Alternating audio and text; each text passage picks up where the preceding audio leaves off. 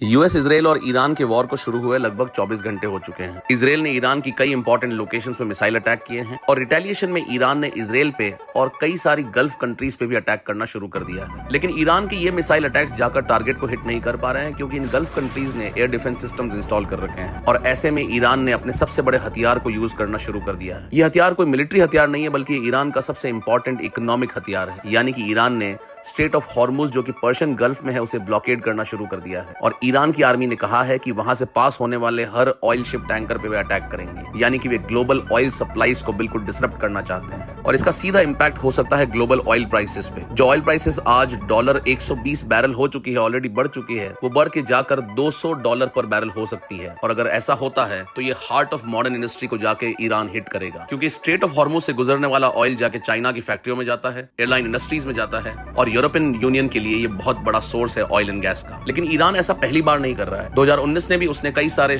Oil tankers पे attack किया था और 1980 में उसने टैंकर वॉर किया था, यानी उसने पानी के अंदर माइंस बिछाए थे। बट इस बार की कहानी काफी अलग है क्योंकि इस बार ईरान काफी कमजोर हो चुका है, उसके एयर डिफेंस सिस्टम्स खत्म हो चुके हैं, कई टॉप जनरल्स की डेथ हो चुकी है और उसने जिन जिन कंट्री पे मिसाइल अटैक्स किए हैं वो भी बहुत ज्यादा इफेक्टिव और प्रिसाइज नहीं है। ऐसे में अगर ईरान किसी भी ऑयल टैंकर को अटैक करता है तो यूएस नेवी जो वहां प्रेजेंट है और उनकी जो अब्राहम लिंकन एयरक्राफ्ट कैरियर है उससे यूएस का जो रिटेलिएशन होगा वो काफी भयानक होगा और ये ईरान अपना सुसाइड नोट लिख रहा है ये काम करके। और एक्सपर्ट्स का मानना है कि ईरान के ब्लॉकेड करने से अगर यूएस ने वापस अटैक किया तो ये ब्लॉकेड बहुत लंबे दिन तक चल नहीं पाएगा